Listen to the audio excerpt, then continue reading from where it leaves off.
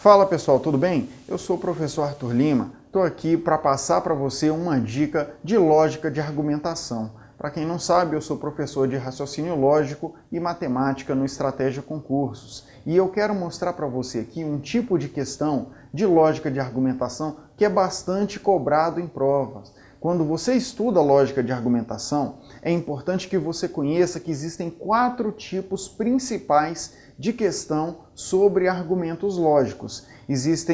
Desses 4 tipos, nós vamos trabalhar um deles aqui, que são as questões onde você tem as premissas de um argumento e é um caso especial. É um caso onde, dentre as premissas do argumento, a maioria delas são proposições compostas, mas uma é proposição simples. Quando você identifica que você tem um argumento onde as premissas são proposições compostas, com exceção de uma que é uma proposição simples, você tem uma forma simples e certa de resolver, que vai valer para essa questão aqui e vale para qualquer outra que você pegar também, beleza? Então vem aqui na tela comigo. Vamos ler a questão comigo e a gente precisa identificar, então, a situação que está acontecendo aqui. Considere verdadeiras as afirmações abaixo. Ou Bruno é médico ou Carlos não é engenheiro. Se Durval é administradora, então Eliane não é secretária. Se Bruno é médico, então Eliane é secretária, Carlos é engenheiro. A partir dessas afirmações, pode-se concluir corretamente que...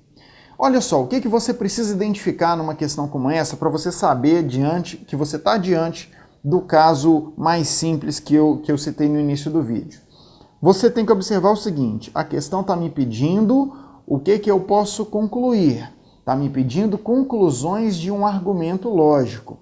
E, além disso, a questão está me fornecendo as premissas do argumento. Essas 4 frases são as premissas. Observando essas 4 premissas, que o próprio enunciado fala que você precisa considerar verdadeiras, mas mesmo se não tivesse essa informação aqui, você precisaria considerar as premissas verdadeiras. A única forma de você chegar na conclusão de um argumento é assumindo que as premissas são verdadeiras. Então, mesmo que não tivesse essa informação, você teria que assumir que elas são verdadeiras, tá? E o que você pode observar é o seguinte, dessas 4 premissas, as 3 primeiras são proposições compostas. Veja que a primeira é uma disjunção exclusiva, olha os conectivos, ou, disjunção exclusiva. A segunda é uma condicional, olha o se então. A terceira também é uma condicional. A 4ª premissa é uma proposição simples, ela nem tem conectivos, tá? Quando você tem uma situação como essa, anote aí, você começa a sua resolução pela proposição simples. Então você vai começar assumindo que a proposição simples é verdadeira. Você vai assumir isso daqui, que ela é uma verdade. Então eu vou assumir que é verdade que o Carlos é engenheiro. Vou marcar um Vzinho aqui. Se eu sei que o Carlos é engenheiro, agora eu volto nas demais premissas. Só que em qual premissa que eu vou voltar? Na premissa onde eu já posso utilizar essa informação de que o Carlos é engenheiro. Eu posso usar essa informação aqui, Carlos não é engenheiro, tem que ser falso. Se o Carlos é engenheiro, então Carlos não é engenheiro é uma proposição falsa. E veja que a proposição 1, a premissa 1, é uma proposição composta do tipo disjunção exclusiva. Se é uma disjunção exclusiva, numa disjunção exclusiva, quando uma informação é falsa, a outra tem que ser verdadeira. Na disjunção exclusiva, as proposições têm que ter valores lógicos opostos, beleza? Então, Bruno é médico. Já tenho a informação de que o Bruno é médico, agora eu vou ver onde que eu posso usar essa informação de que o Bruno é médico. Posso usar ela aqui, Aqui eu posso marcar que isso aqui é verdade. E numa proposição condicional, se a condição é verdadeira, se o Bruno realmente é médico, o resultado, Eliane é secretária, tem que ser verdadeiro também, senão não respeita a condicional. Se ficar verdadeiro implica falso, é uma condicional falsa. Então, Bruno é médico implica que Eliane é secretária. Com isso eu posso vir aqui e marcar que Eliane não é secretária, é uma informação falsa. Se isso aqui é uma informação falsa, é preciso que a primeira parte aqui seja falsa também, tá? Por quê? Porque se essa primeira parte fosse verdadeira, eu ficaria com verdadeiro implica falso, que é o caso que nós chamamos de Vera Fischer, né? A condicional falsa. Então aqui, ó, tem que ser falso. Com isso eu já tenho os valores lógicos de todas as minhas proposições. Como é que eu vou fazer aqui então? Veja o que eu tenho aqui como verdade. Eu posso concluir que o Bruno é médico. Eu também posso concluir que a Eliane é secretária. E posso concluir aqui que o Carlos é engenheiro. Com relação ao Durval, eu posso concluir que o Durval não é administrador. Afinal, a frase Durval é administrador é falsa. Com essas informações em mãos, eu posso ir direto nas opções de resposta. Vamos ver aqui o que eu posso concluir corretamente. Eliane não é secretária? Isso aqui é falso.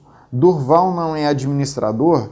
Isso aqui é verdade. Durval não é administrador. Só que isso aqui é um E. Quando eu tenho um E, uma conjunção, os dois lados teriam que ser verdadeiros. Nesse caso, eu tenho uma informação falsa, então essa conjunção é falsa. Alternativa B de bola. Bruno não é médico? Isso aqui é falso. Bruno, ele é médico. Ou Durval é administrador? Durval é administrador, nós vimos que é falso também. Uma disjunção falso ou falso é uma disjunção falsa. Se Eliane não é secretária, eu sei que isso aqui é falso. Se Eliane não é secretária, então Bruno não é médico. Veja que isso aqui é falso também. Agora, muita atenção, não vai marcar que isso aqui está errado. Por quê? Porque uma condicional falso implica falso é uma condicional verdadeira, pessoal. Isso aqui é uma condicional verdadeira, tá? Isso aqui é o gabarito da sua questão, inclusive, tá? O gabarito é a alternativa C. Eu posso concluir que essa frase aqui é uma frase verdadeira. Falso implica falso. Lembre, hein? A única condicional falsa é essa daqui, ó. Verdadeiro implica falso. Todas as demais condicionais são verdadeiras, inclusive essa daqui, falso implica falso. Beleza? Gabarito letra C. Vamos só achar o erro das demais. Carlos é engenheiro? A gente sabe que Carlos não é engenheiro, isso aqui é falso.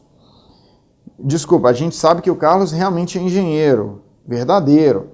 Eliane não é secretária? A Eliane, ela é secretária. Então, Eliane não é secretária é uma frase falsa. Isso é uma conjunção. Conjunção onde uma informação é falsa, já é falso de cara. Carlos é engenheiro, eu sei que é verdade. Eliane não é secretária, eu sei que é falso. Veja que a letra E cai nessa situação. Verdadeiro implica falso, é uma condicional falsa. Então, o gabarito é a letra C mesmo, é a única alternativa que nos apresentava uma frase verdadeira. Então, fique muito ligado, né? Veja aí o método de resolução. Tem uma proposição simples entre as premissas, começa por ela, assume que ela é verdadeira e vai matando o restante. E na hora de julgar as alternativas, fique muito ligado nisso. Você não precisa que todas as informações da sua alternativa de resposta estejam certas. O que você precisa é que a proposição que está ali na alternativa de resposta seja uma proposição verdadeira. Então, no caso, né, a letra C dessa questão era muito interessante porque ela era falso implica falso. Isso aí, a princípio, um aluno menos preparado vai passar dessa alternativa porque, ó, isso aqui está errado. Isso aqui não é informação verdadeira, mas a condicional falso implica falso é uma condicional verdadeira. É uma condicional que pode sim ser concluída a partir das premissas que foram fornecidas. Beleza? Eu vou ficando por aqui então. Um abraço e até a próxima.